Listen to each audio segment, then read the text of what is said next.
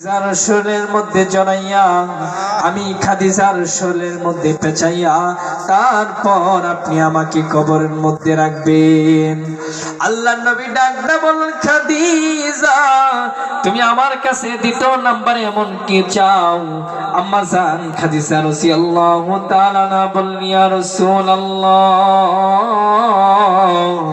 যেই সময় আমি খাদিজা ইন্তিকাল করব, আমি খাদিজা ইন্তিকাল করার পর আপনি আমাকে কবরের মধ্যে রাখবেন।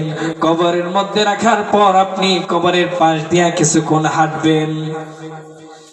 আল্লাহর নবী ডাকদা বললেন, খাদিজা তুমি আমার কাছে তৃতীয় নাম্বারে এমন কি জিনিস চাও? আম্মা জান খাদিজা রাদিয়াল্লাহু তাআলা আনহা বললেন, ইয়া রাসূলুল্লাহ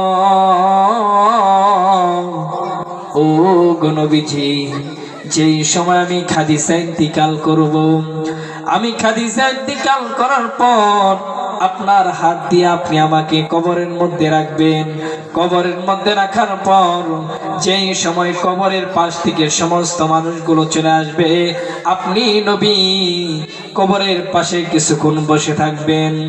আল্লাহ নবী ডাকদা বলেন, খাদিজা তুমি আমার কাছে তিনটা জিনিস চাইলাম, তুমি বললা তুমি ইন্তিকাল করার পর আমি বাজার থেকে কোনো কাফনের কাফন আনবো না, আমার শরীরের কাপড় দিয়া তোমাকে কাফনের কাপড় বানাইয়া তোমার শরীরের মধ্যে পেঁচাইয়া তারপর আমি তোমাকে কবরের মধ্যে রাখবো। এর ফজিলত কি? আম্মা জান খাদিজা রাদিয়াল্লাহু তাআলা আনহা বললেন, ইয়া রাসূলুল্লাহ ও গো নবীজি যেই সময় আপনি আপনার শরীরের কাপড় দিয়ে আমার শরীরের মধ্যে জড়াইয়া আমার শরীরের মধ্যে পেঁচাইয়া আপনি আমাকে কবরের মধ্যে রাখবেন, ওই জাহান্নামের আগুনের এত বড় সাহস হয় নাই যে জাহান্নামের আগুন নবীর কাপড় বের করে খাদিজার শরীরের মধ্যে জাহান্নামের আগুন লেখে যাবে। আল্লাহ নবী ডাকদা বলেন, খাদিজা তুমি আমার কাছে দ্বিতীয় নাম্বারে যে জিনিসটা চাইলাম, তুমি বললা তুমি ইন্তিকাল করার পর আমি তোমার কবরটা খনন করব, কবরের পাশ দিয়ে কিছুক্ষণ হাঁটবো, এর ফজিলত কি? আম্মা জান খাদিজা রাদিয়াল্লাহু তাআলা আনহা বললেন, ইয়া রাসূলুল্লাহ ও গো নবীজি যে সময় আপনি আমার লাশটাকে কবরের মধ্যে রাখবেন, কবরের মধ্যে রাখার পর আপনি কবরের পাশ দিয়ে হাঁটবেন, এর ফজিলত হলো ওই কবরের মাটি এত বড় সাহস হয় নাই যে কবরের মাটির পাশ দিয়ে আল্লাহ রাসূল হেঁটেছে, সেই কবরের মাটি কখনো খাদিজার শরীরের মধ্যে চাপা দিতে পারবে না। জোরে জোরে বলুন সুবহানাল্লাহ সুবহানাল্লাহ। আল্লাহর নবী ডাকতে বলেন, খাদিজা তুমি আমার কাছে তৃতীয় নাম্বারে যে জিনিসটা চাইলা, তুমি বললা তুমি ইন্তিকাল করার পর তোমার লাশটাকে আমি কবরের মধ্যে রাখবো, সমস্ত মানুষ যেই সময় কবরের পাশ থেকে চলে আসবে আমি কবরের পাশে অনেকক্ষণ বসে থাকবো।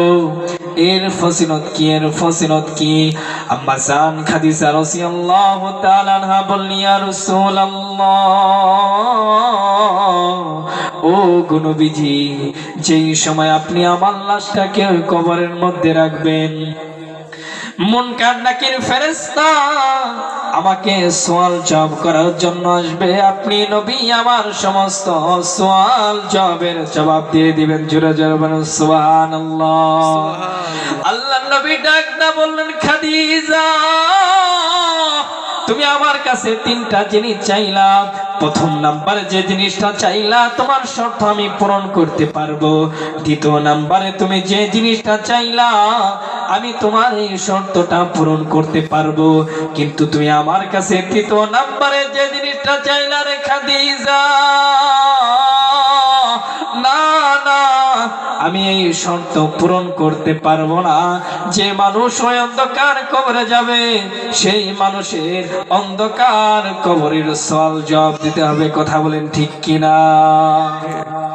আমার দয়ালো নবী প্রেমের ছবি আর আসবে না জগতে।